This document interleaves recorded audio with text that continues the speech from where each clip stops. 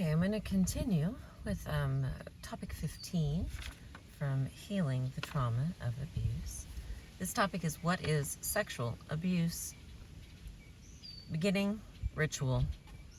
To begin work on this topic, write 4 good things that happened to you in the last 2 days. Many people, when asked about sexual abuse, may think only of rape. You may have found some sexual incidents very troubling to you, but were told by others that it was nothing, or it wasn't really sexual abuse. The following may help clarify the way you feel about sexual abuse and validate the significance of your experiences. Myth: it's not sexual abuse if you weren't physically forced. Another way of thinking: there are many ways, in addition to physical force, that abusers take advantage of the person or people they are abusing. They include manipulation, coercion, threats, choosing vulnerable subjects, such as the sick, the inebriated, the disabled, or the young, and seeking to make their victims vulnerable by giving them drugs or alcohol. What are your thoughts about this issue? The next myth is, it is not sexual abuse if you were not touched. Another way of thinking: it is sexual abuse if someone forces you to look at or touch their sexual organs, forces you to show them parts of your body, forces you to perform sexual acts while they watch, or threatens that they are going to sexually abuse you. Were you abused in ways that did not involve touch? What are your thoughts on this issue?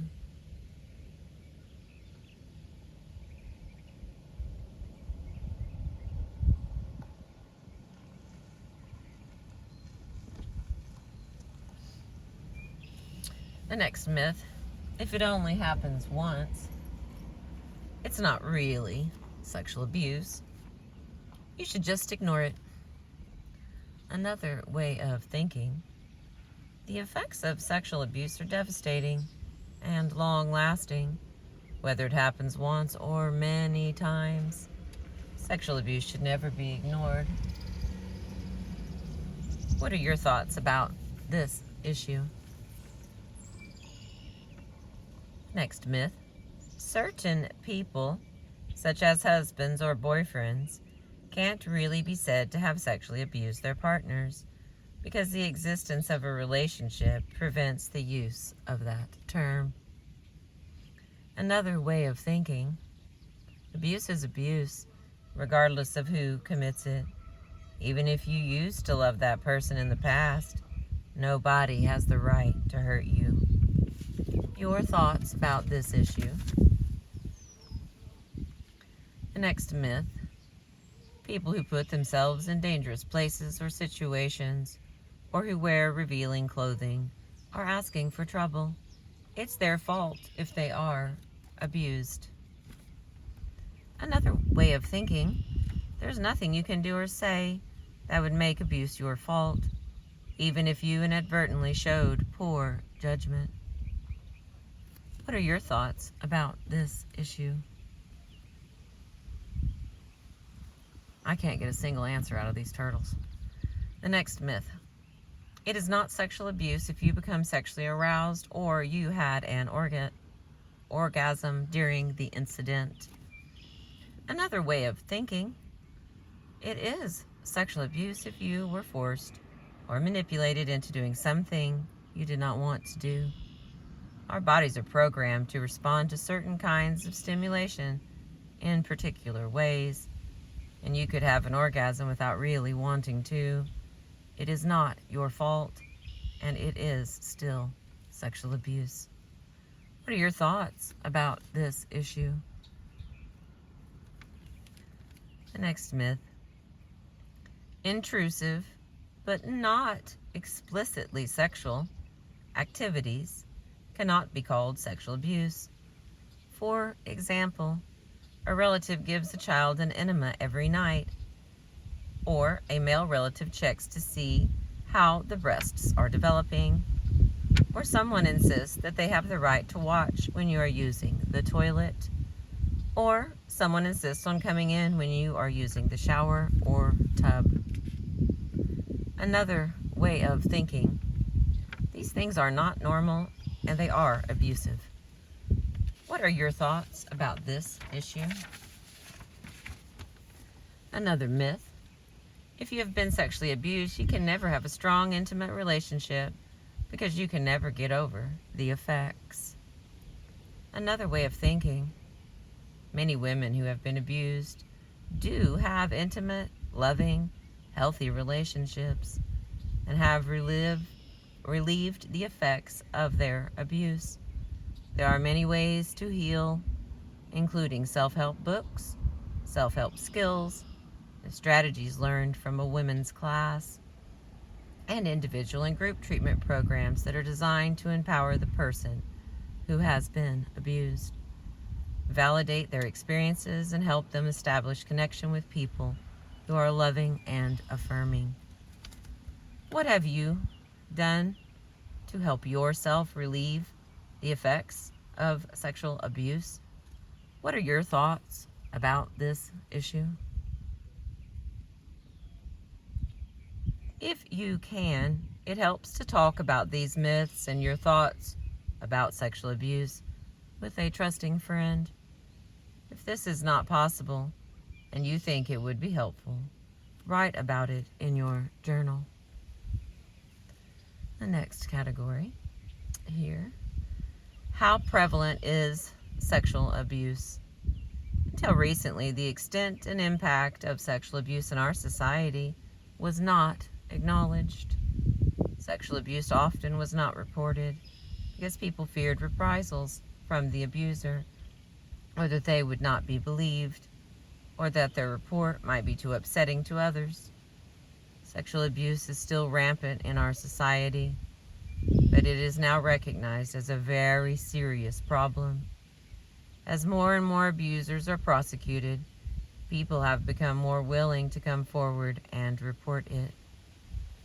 Current estimates reveal that 1/5 to 1/2 of U.S. women were sexually abused as children at least once, most of them by an older male relative.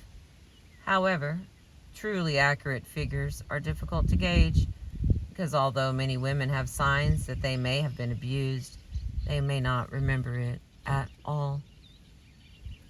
Many school districts have instituted campaigns to raise student awareness about unwanted touch and to coach them on how to respond. Some schools now have counselors available who can work with abused children.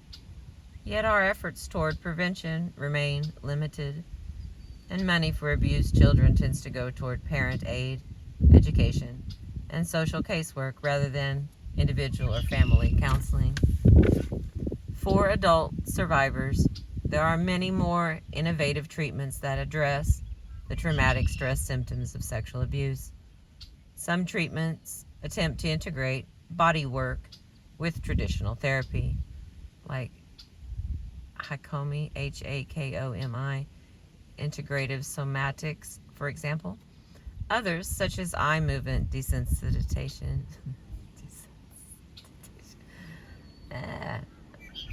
desensitization, there we go, and reprocessing, like EMDR, focus on helping the individual reprocess traumatic memories. And still others try to protect the survivor against the impact of traumatic stress. While many of these therapies are still in the developmental stages, they hold interesting promise. If you want to pursue a trauma-specific treatment, check with your local mental health agency and make sure any clinician you choose has been fully trained in the technique they are using. And the next part, hearing about sexual abuse. Many people who have been sexually abused avoid reading articles about it in the newspaper, listening to stories about it on the television or the radio, and will walk out of a movie that they find to be upsetting. That's okay. It is a great way to take care of yourself. If people you are with are talking about sexual abuse and it is making you feel uneasy or uncomfortable, you should feel free to ask the person or the people to change the subject, as it is very upsetting to you. Or you could excuse yourself until they are finished talking. Most people will be very understanding. If they aren't, you may be spending time with the wrong people. How do you feel when you read or hear about sexual abuse? And the second question, how do you deal with these feelings? And the next part, telling your story. As in topic 14, we would like to invite you to write down your story of sexual abuse. Again, you certainly don't have to write it in the space below. If you're more comfortable doing so, use a separate sheet of paper that you will dispose of when you're done, because the value of this exercise is in getting the experience outside of yourself, not in having something to reread at a later time. Here, let me see if I can stick this picture up here. Come on, baby. There we go. Well, what did I do? Turn on the wrong side. There we go. Okay, come back, turtles. There they are. All right. Using a separate piece. Oh, there we go. Using a separate piece of paper and a pencil, pen, colored markers, or paints, make a picture that illustrates your feelings when you are telling your story of sexual abuse. Ending ritual. Describe something you are looking forward to that is happening soon.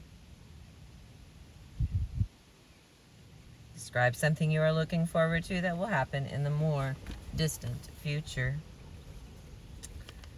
We have 3 optional activities. 1, tell your story of sexual abuse to a person or people you trust. You can begin by just telling them a sentence or 2, just enough to let them know something happened to you. You can tell them more at other times. Doing it slowly will help you feel more comfortable and trusting. Number 2, write in your journal about each of the statements in the next section. Things to remember every day. Number 3, do an art project using the materials of your choice.